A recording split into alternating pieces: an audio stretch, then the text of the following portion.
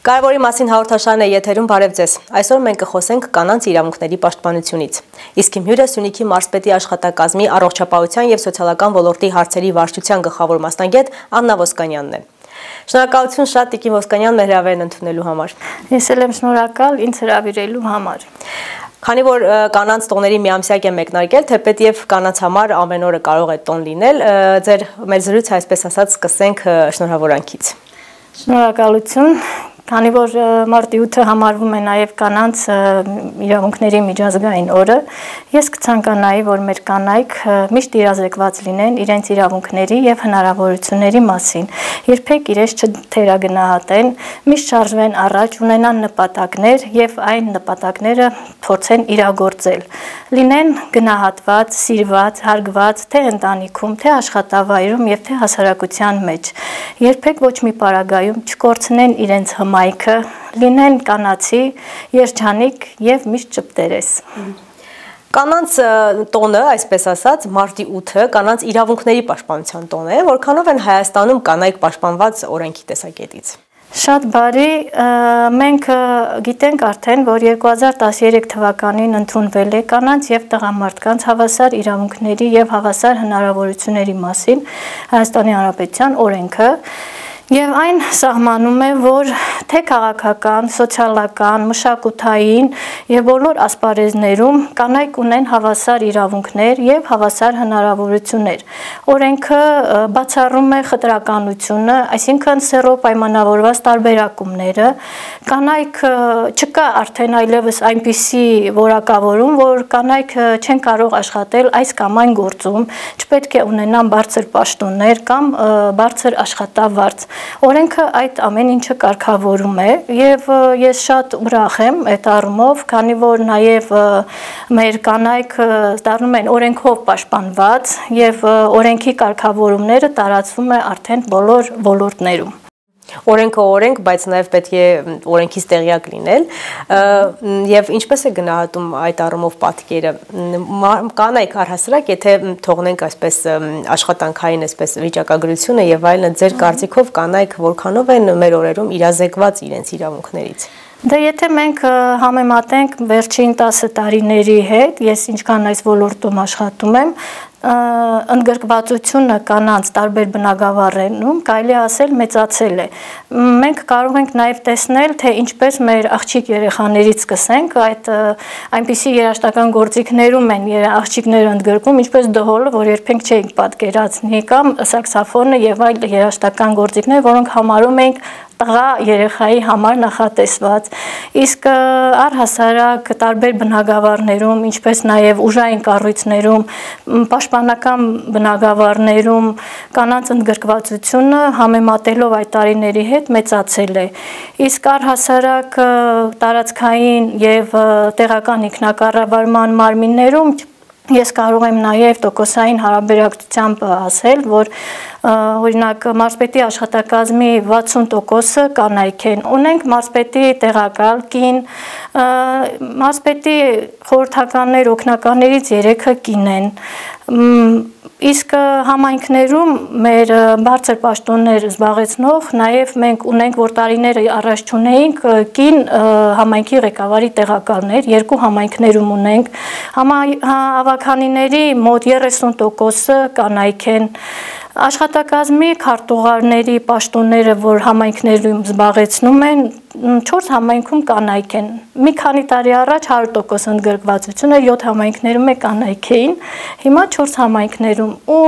այդ ցուցանիշները բերում են նրան, որ մենք տեսնում ենք, որ իրազեկվածությունը եւ ներգրավվածությունը քիչ-քիչ կանանց մոտ ավելանում է։ Այսինքն կարող ենք ասել, որ Սյունիքի մարզում կանայք իրենց իրավունքներից լիարժեք օգտվում են։ Այո, կարելի ասել օգտվում են, չի ասի, որ լիարժեք, բայց օգտվում են համեմատած մյուս մարզերի հետ, այո, մենք ավելի շուտ որոշապով առաջատար ենք։ մարզերի։ Այո, եթե համեմատենք մյուս մարզերի հետ, այո, Սյունիքի մարզում կանայք ավելի իրազեկված են։ Հասարակության մտածելակերպի մեջ էլ կարծում եմ փոփոխություն կա։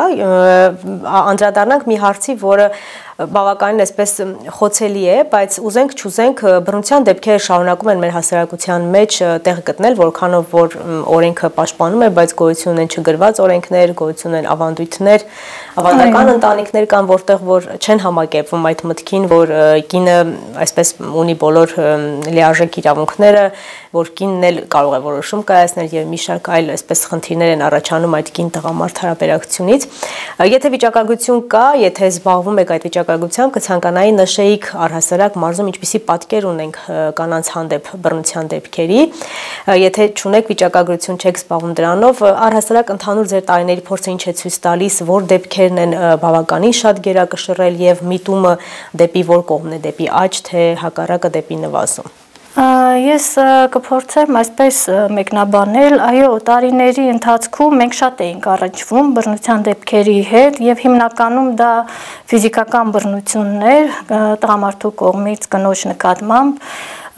տարբեր տեսակի անտեսումներ կամ տնտեսական բռնություններ իրականացվում, բայց հիմա մենք ունենք օրենք ընտանիքում բռնության ենթարկված անձանց, այդ բռնության ենթարկված անձանց պաշտպանության եւ ընտանիքում համերաշխության վերականգնման մասին Հայաստանի Հանրապետության օրենքը, որը ընդունվել է 2017 թվականին եւ փոփոխության է ենթարկվել 2023 թվականին, այդ օրենքը որում է բոլոր կարգավորումները եւ հստակեցված է բոլոր այն պետական կառույցները, որոնք ընդգրկված են, յուրաքանչյուրն ունի իր գործառույթը։ Մարզպետի աշխատակազմը իհարկե հաշվառում չի իրականացնում, այս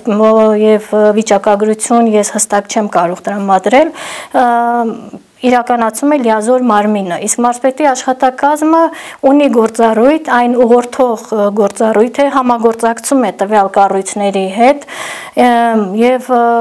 այո, համեմատենք տարիների հետ, կարելի ասել չգիտեմ, մի քիչ ավելացել է, թե նվազել է, բայց երևի իրազեկվածությունն է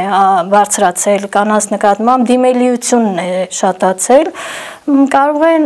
եւ ավելինել եւ պակաս, ես հստակ հիմա չեմ կարող ասել, բայց որ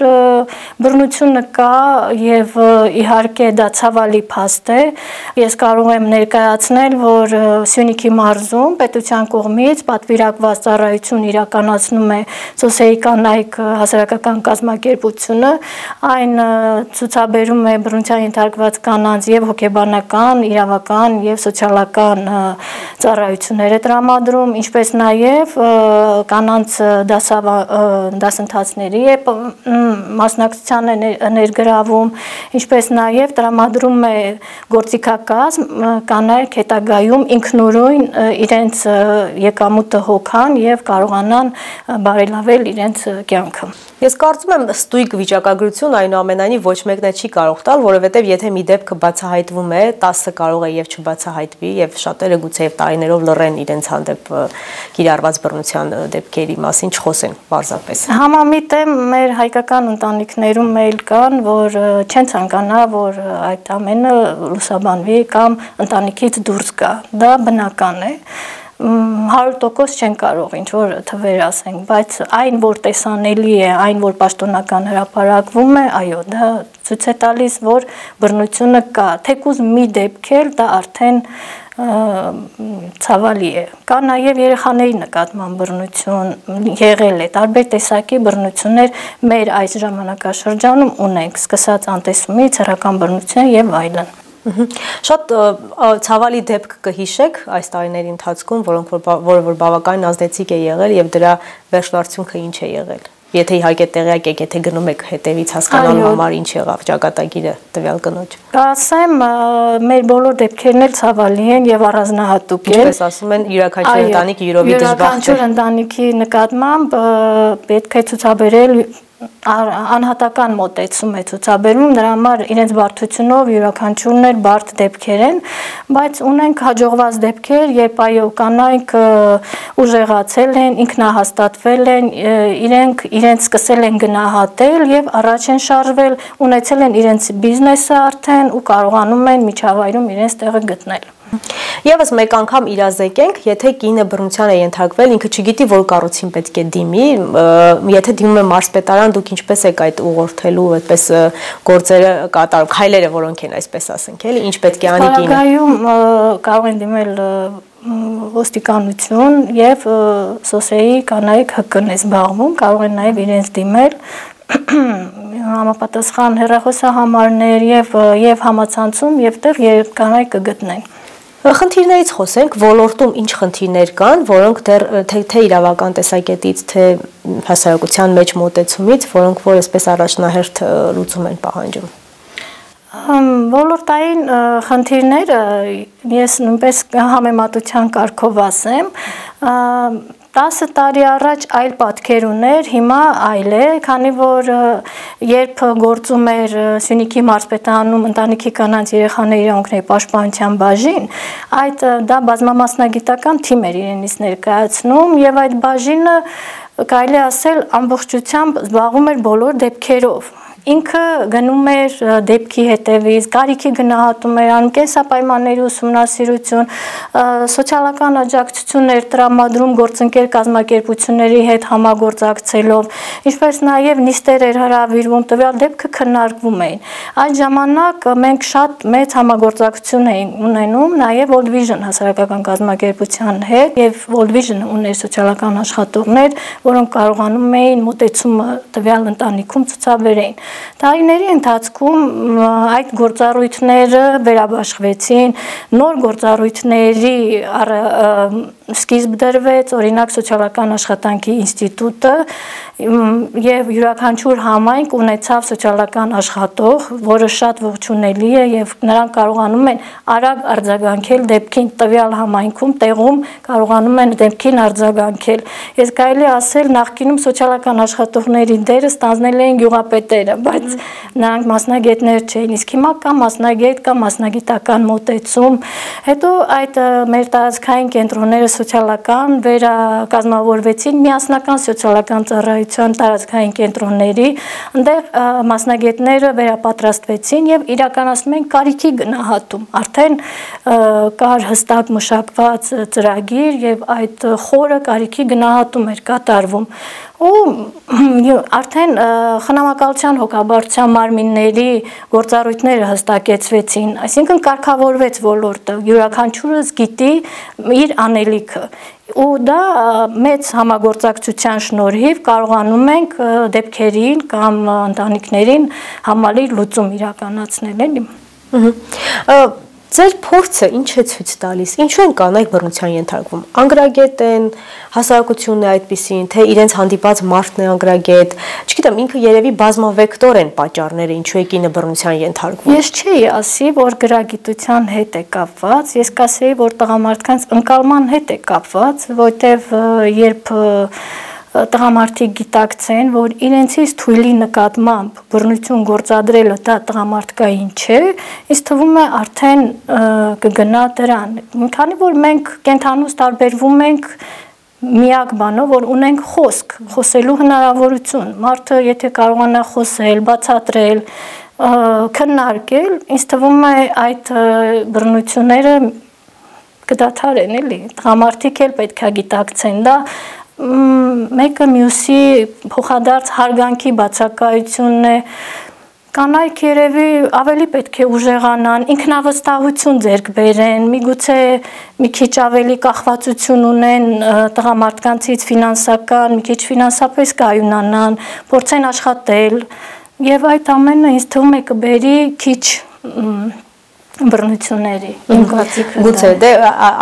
այնուամենայնիվ ստացվում որ երկու կողմներ բնականաբար պետք է իր մակարդակը բարձրացնի որպեսզի հնարավորինս փորձեն խուսափել այդ խնդիրներից ոլորտի խնդիրներից մեկն էլ որի մասին պարբերաբար խոսում են կացարաններ չունենալն է բռնության ենթարկված կինը չկա վայր որտեղ որ այդ կնոջը կարող են պահել ապաստանել որպեսզի այդ կինը նույնիսկ չվերադառնա այն միջավայր որտեղ որ բռնության է ենթարկվել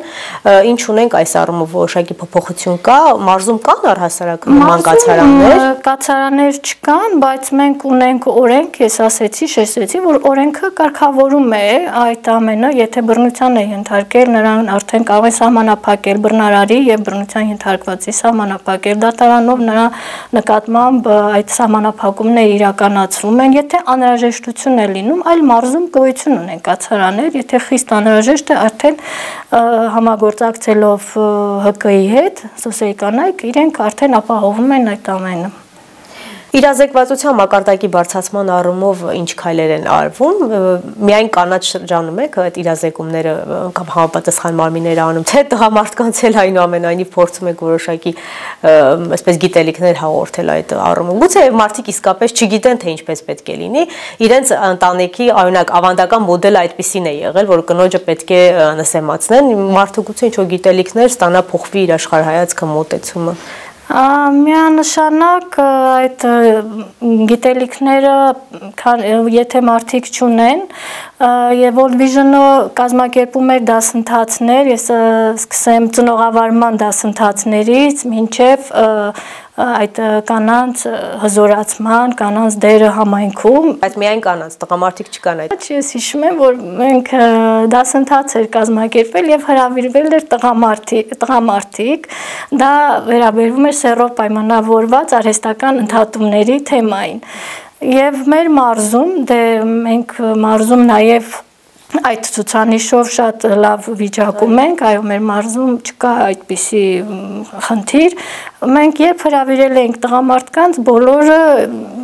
շատ զարմանալի էր թվում, որ ինչու այլ մարզերում աղջիկ երեխա չպետք է ծնվի, իսկ մեր տղամարդիկ միանշանակ ասում էին, որ դա պիտի լինի ոնց մեր երեխան է։ Դա ողջունելի է, բայց դե իհարկե չենք կարող ասել ինչն է խնդիրը, իհարկե կրթվելն է ամենակարևորը, որ յուրաքանչյուր անձ կարողանա վստահություն ձեռք բերել, դա կրթությամբ, իրազեկվածությամբ, ինչ որ ինքնագնահատականը պետք է բարձրանա, այդ բռնությունները դրանով կկանխարգելվի։ Անկախ գործունեությունից մենք իհարկե այսօր ուժեղ կանանց ենք տեսնում, որոնք որ տարբեր տեղերում իրենց ուժերը փորձում են եւ բիզնեսում եւ քաղաքականության մեջ Կինը նախևառաջ առաքելություն ունի մայրանալն է, ծնողավարման հետ կապված ինչ դասընթացներ եք այս տարիների ընթացքում արել եւ ինչ տարբերություն եք նկատում, եթե փորձենք համեմատել 10 տարի առաջվա կանայք ինչպես էին այդ ամեն ինչը պատկերացնում երեխայի դաստիարակության, հիմա ինչպես են պատկերացնում եւ դուք որքանով եք կարողանում մասնակցություն ունենալ այդ գործում։ Մենք այո համագործակցում էինք կառույցների հետ, հիմնականում դա World Vision-ն էր իրականացնում ծնողավարման դասընթացը, այնպես չի, որ մարդը չի ցանկանում երեխայի խնամքը իրականացնել, բայց ինքը չգիտի ինչպես իրականացնել, նրանք չգիտեն ինչպես տնօրինել իրենց ընտանեկան բյուջեն, ֆինանսական, ինչպես ծախսը իրականացնել, այդ ամենը մարդկանց այդ կանանց սովորեցնում էին ու նրանք դաժե դասընթացից հետո նրանք նույնպես շատ գոհունակությամբ էին, որ այո մենք իրոք չենք կարողանում, սկսած ասում եմ հիգիենայից, տարական հիգիենայից, որ կինը չգիտե, որ պետք է ամեն օր երեխան ցայվի կամ եւ այլն, կամ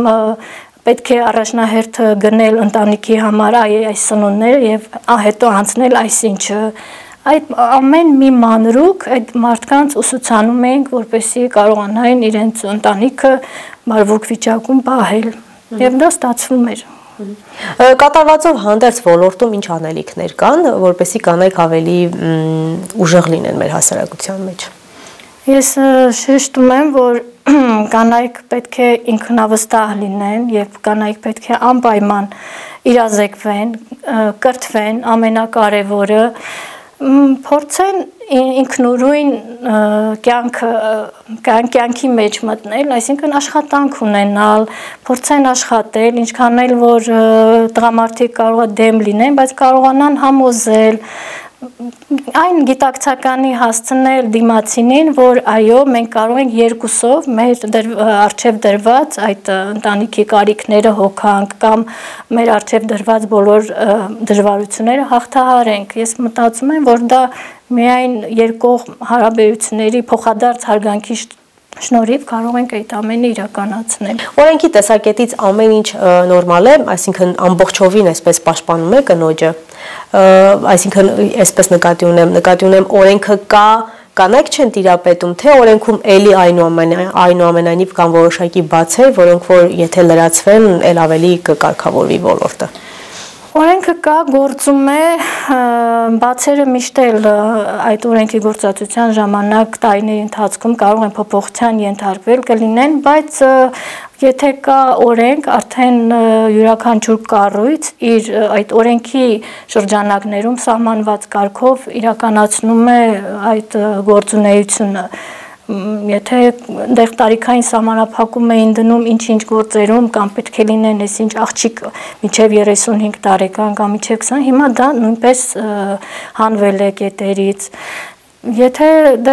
պաշտոններ կային, որ կանանց չէին ընդգրկում, հիմա կանայք նաև ընդգրկվում են։ Բոլոր հնարավորությունները ստեղծում է, ուղղակի պետք է տեղեկացված լինեն։ Եվ վերջում, ինչու է կարևոր հասարակության մեջ ուժեղ կին ունենալը։ Ուժեղ կինը դա ուժեղ սերունդն է, ապահովում, ուժեղ ընտանիքն է, ամուր ընտանիքն է, պետության հիմքն է ապահովում։ Կանայք ինչքան ուժեղ լինեն, տղամարդիկ էլ ավելի ինքնավստահ կլինեն, էլ ավելի քիչ ծանրաբեռնված կլինեն առօրյա հոգսերով, որովհետև կինը կարող է լրացնել իրենց։ Եվ ընտանիքում ուժեղ կին ունենալը դա նաև ընտանիքի ամրությունն է, քանի որ ուժեղ կինը ուժեղ գենի շարունակությունն է։ Շնորհակալ ենք շատ հետաքրքիր զրույցի համար։ Կարևորի մասին հաղորդաշարն էր եթերում, այսօր մենք խոսեցինք կանանց իրավունքների պաշտպանությունից, իսկ իմ հյուրը Սյունիքի մարզպետի աշխատակազմի առողջապահության և սոցիալական ոլորտի հարցերի վարչության գլխավոր մասնագետ Աննա Ոսկանյանն էր։ Հաջողություն։